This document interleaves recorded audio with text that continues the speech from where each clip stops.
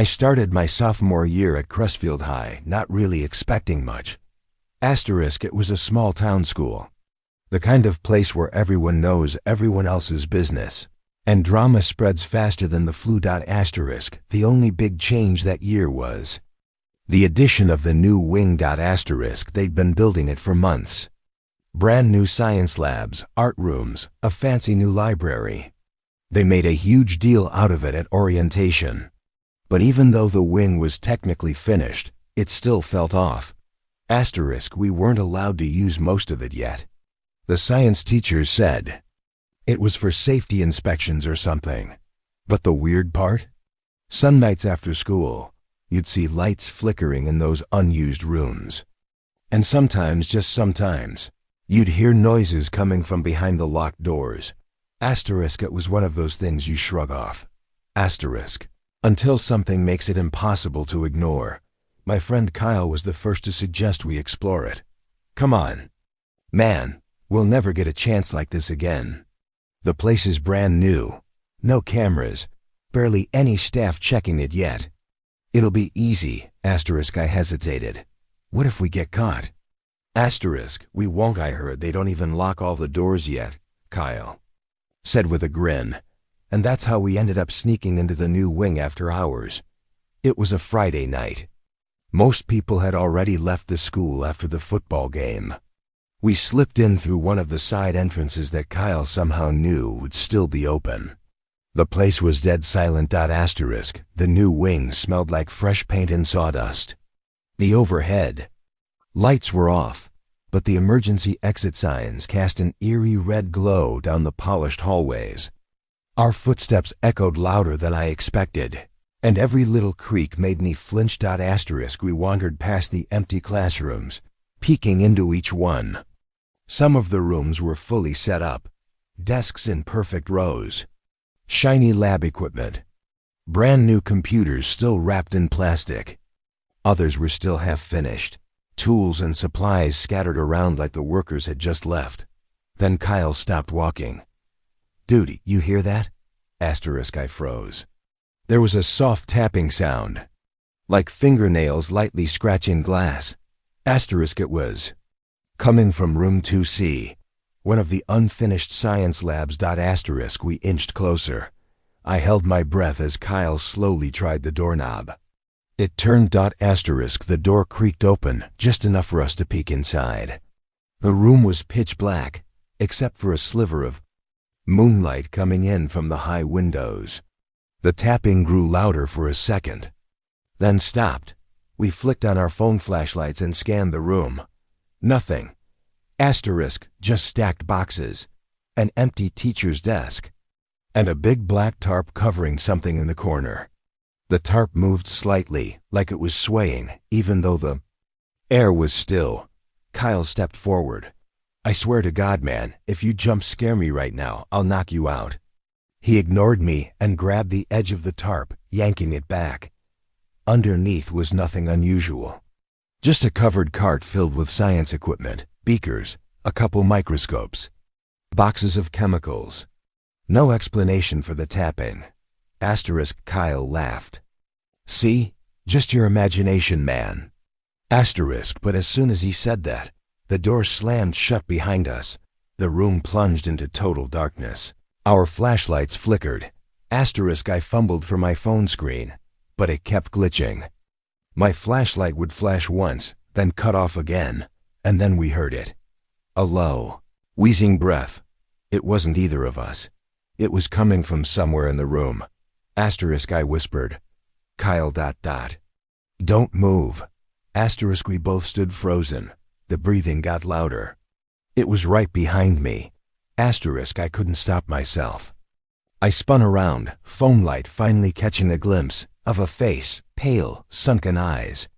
Wide mouth stretched like it was silently screaming. I screamed loud enough to probably wake up half the neighborhood. Kyle yanked the door open with all his strength, and we bolted into the hallway, sprinting back toward the main building like our lives depended on it. We didn't stop running until we were outside in the parking lot, gasping for breath.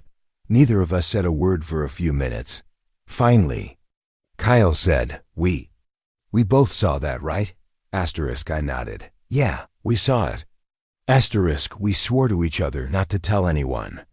Not because we were scared of getting in trouble, but because we didn't want anyone to think we were crazy. Asterisk, but that was just the beginning.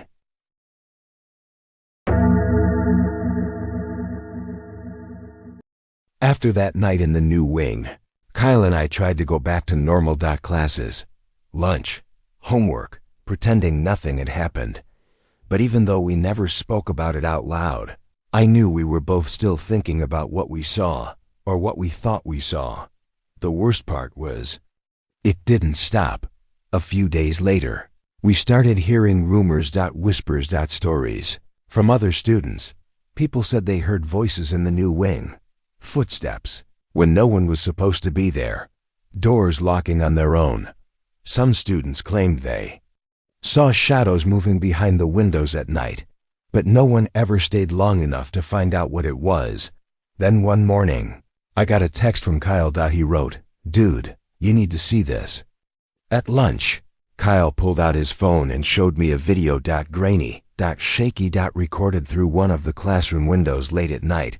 It showed the far end of the new wing. At first, nothing, just darkness. But then, a shape, something tall, thin, barely human, had glided across the hallway and disappeared behind a door. "Where did you get this?" I asked. "My cousin filmed it," Kyle said. "He snuck over here last weekend. He said he heard something, so he recorded it." I stared at the video. The figure didn't move like a person. It almost floated. Kyle leaned in. "I want to go back." My stomach sank. "Are you serious?" "Look, we already saw something that night," he said. "Whatever's going on, I want to know what it is." I hesitated. Everything inside me screamed that this was a terrible idea. But curiosity has a way of eating at you. And honestly, part of me wanted answers too. Friday night, same plan. We waited until the school was empty. The same side entrance, the same silent hallways. But this time, we didn't stop at the classrooms. Kyle wanted to check the back stairwell, the one that supposedly led to the basement. Storage rooms. The door at the end of the hallway had always been locked before. Not tonight. Kyle tried the handle. It opened. With a soft click, a rush of cold air hit us as the heavy door creaked open. The stairwell was narrow. Dark. The walls were unfinished. Cement. Rusty pipes ran along the ceiling. We started down the stairs slowly, our footsteps echoing. The lower we went, the colder it got. Like walking into a freezer. At the bottom, another door. This one was metal. Heavy. No windows. Kyle tried to open it. Locked. He knocked on it lightly. The hollow sound echoed. And then something knocked back. 3 sharp knocks. Coming from the other side. I froze. "Kyle, let's go, right now." But he didn't move. His face was pale. Suddenly, the metal door handle started to rattle, shaking violently, like someone, or something, was trying to open it from the other side. I grabbed Kyle's arm. "Now," I whispered. We bolted back up the stairs. Halfway up, the lights above us started to flicker. Buzzing. Flashing. And then, for a brief second, the lights went out completely. In that darkness, we heard it. Heavy breathing. Close. Too close. The lights snapped back on. There was nothing behind us. But that breathing sound. It still echoed in my ears. We didn't stop running until we were back outside. This time, neither of us said a word the entire way home. That night, I couldn't sleep. Every time I closed my eyes, I saw that metal door handle shaking. I heard those knocks. What was behind that door? The next day at school, Kyle was waiting for me by my locker. He looked exhausted. "I found something," he said quietly. He pulled out a printed article. An old newspaper clipping. The headline read, "Crestfield High basement wing shut down after janitor's disappearance." The article was dated 15 years ago, apparently during a renovation years before we were even in high school. A janitor went missing while working in the basement. They searched for weeks but never found him. After that, they sealed off part of the basement.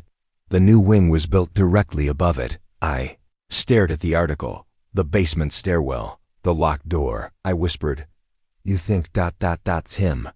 Kyle nodded slowly. "Or something worse." We both stood there, staring at the faded article, neither of us wanting to say out loud what we were both thinking. This wasn't just some harmless school ghost story. Something ... or someone was still down there, and it wasn't done with us yet.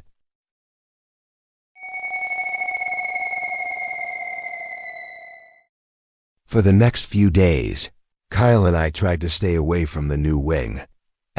We avoided the stairwell. We avoided even talking about what happened, but neither of us could shake the feeling that it wasn't over. Every night, I lay awake thinking about that metal door, the rattling handle, the breathing, and that article, the janitor, who disappeared. I couldn't stop wondering. Was he still down there? Or was something else hiding behind that door? By Thursday, Kyle texted me again. "We need to go back." I stared at my phone for a long time. Everything inside me screamed no asterisk, but curiosity and fear and something I couldn't even explain pulled me in. Friday night, one last time, We met outside the school after dark. No football game this time. No distractions. Just silence. The air was colder than usual. The wind howled as we slipped through the same side entrance. We moved quickly, trying not to let fear slow us down. Down the hallway, through the stairwell door. Down the narrow cement stairs. And there it was, the heavy metal door, waiting for us. This time, Kyle had brought something new, a crowbar. "Are you sure about this?" I whispered. "No, but we have to know," he said. He wedged the crowbar between the door and the frame. Pushing hard, the metal groaned loudly. Then with a loud crack, the door popped open slightly. Cold air rushed out, stale, rotten. We both gagged. Kyle pushed the door open wider. Beyond the door was a long, dark corridor. Pipes lined the ceiling. Old wires hung loose along the walls. The air was thick, heavy, almost hard to breathe. We moved slowly, our phone flashlights barely cutting through the darkness. About 50 feet in, we found another door, wooden this time, barely hanging on its hinges. Kyle pushed it open. Inside was a small room, storage shelves covered in dust, old cleaning supplies, broken furniture, and in the far corner, something else. I stepped closer, shining my light. A chair, and on it, bones, human bones. The skeleton sat hunched forward, as if it had been waiting there for years. Faded janitor's uniform still clung to the brittle remains. Kyle's voice shook. "It's him." My stomach twisted. This was the janitor, 15. Years sitting down here in the dark. But that wasn't the worst part. Behind us, the metal door slammed shut. The flashlight flickered. Then we heard it. Again. Breathing. Slow. Wheezing. But it wasn't coming from the skeleton. It was behind us. We spun around, shining our lights desperately. And then we saw it. A figure stepped into view. Tall. Thin. Pale skin stretched tight over sharp bones. Its eyes were wide. Hollow. Mouth stretched open far wider than any human mouth should. It wasn't the janitor. Not anymore. The thing let out a rasping breath and lunged toward us. We bolted, running blind. Back through the narrow corridor. Our footsteps echoing as the thing chased us. The heavy metal door was closed. We slammed into it, pushing and pulling, desperate to open it. The creature was inches behind us. With one final heave, Kyle threw the door open, and we tumbled back into the stairwell. We didn't look back. We sprinted up the stairs, out into the hallway, through the school, and out into the cold night air. Asterisk finally. Outside. Safe. We collapsed onto the sidewalk, gasping for breath. Neither of us spoke for a long time. When I finally found my voice, I whispered, "We're never coming back here." Kyle nodded. That weekend, the school mysteriously sealed off the entire new wing. No explanation. No announcement. Asterisk by Monday. Rumors were flying again, but we didn't say a word. Whatever we saw down there, whatever was left behind, was better left forgotten. But sometimes, late at night, when the wind rattles my window, I swear I can still hear it, that breathing,